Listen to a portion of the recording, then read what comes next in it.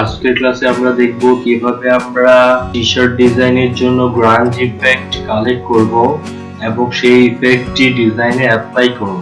আমরা প্রথমে চলে যাব হচ্ছে গুগল ক্রোমে, সেখানে গিয়ে সার্চ করব freepik.com, এন্টার।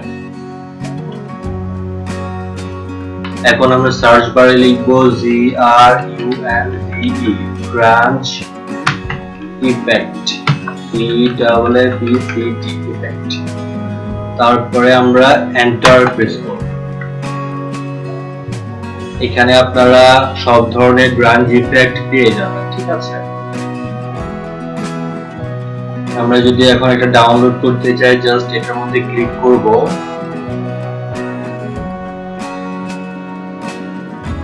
করে এখান থেকে আমরা ডাউনলোড করে দিতে পারি, ঠিক আছে।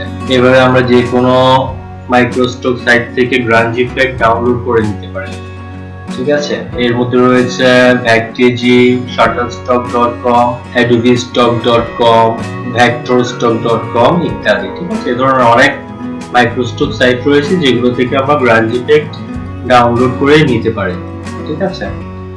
এখন আমি আপনাদেরকে দেখাবো আরেকটি অল্টারনেটিভ ওয়ে, যেটার মাধ্যমে আপনারা গ্রাঞ্জ ইফেক্ট যে কোনো ওয়েবসাইটের গ্রাঞ্জ ইফেক্ট আপনারা কালেক্ট করে নিতে পারবেন, ঠিক আছে।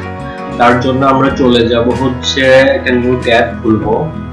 এখানে আমরা সার্চ করব গ্রাঞ্জ, GRUNVE গ্রাঞ্জ ইফেক্ট।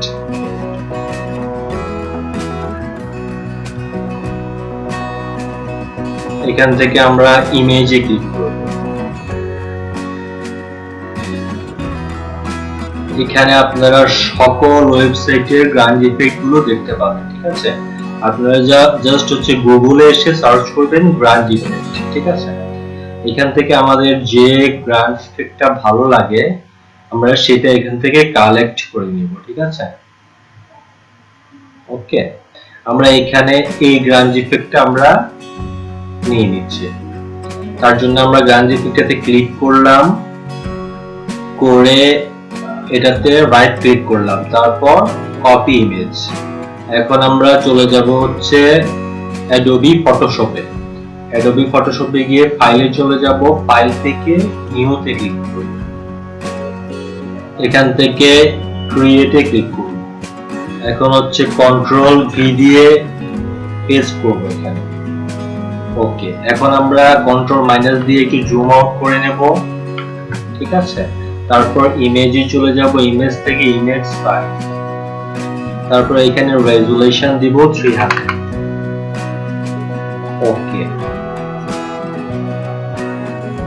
এখন আমরা এই গ্রাঞ্জ ইফেক্টটা এখান থেকে ড্র্যাগ করে ইলাস্ট্রেটরে এনে এখানে ছেড়ে দেব। এখন হচ্ছে জাস্ট গ্রাঞ্জ ইফেক্টটা আমরা অল্টার শিফট ধরে একটু ছোট করে দেব, ঠিক আছে। ওকে, এখন আমরা এখান থেকে উইন্ডোতে চলে যাব, উইন্ডো থেকে ইমেজ ট্রেস,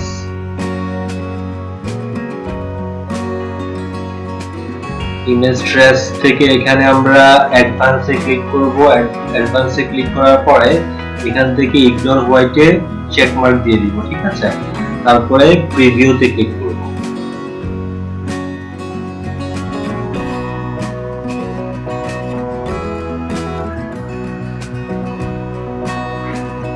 এখন অবজেক্টে চলে যাব, অবজেক্ট থেকে এক্সপান্ড করে নেব। ওকে, আমাদের গ্রাঞ্জ ইফেক্টটা কিন্তু কালেক্ট হয়ে গেল, ঠিক আছে। এটা আমরা এখন ইচ্ছা করলে এখান থেকে অন্য কালার করতে পারি, ঠিক আছে। অন্য একটা কালার দিয়ে দিচ্ছি আপাতত। ওকে, এখন এই গ্রাঞ্জ ইফেক্টটা আমরা এই ডিজাইনটাতে অ্যাপ্লাই করব, ঠিক আছে। সেটা করার জন্য আমরা পুরো ডিজাইনটা সিলেক্ট করব।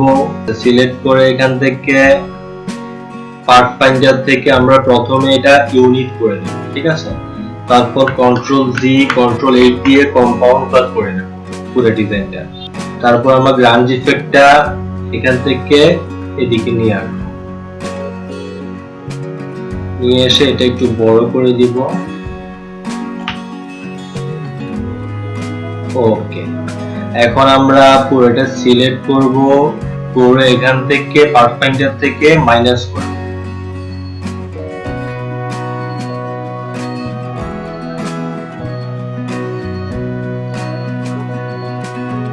ওকে, আমাদের গ্রাঞ্জ ইফেক্টটা কিন্তু অ্যাপ্লাই হয়ে গেল, ঠিক আছে।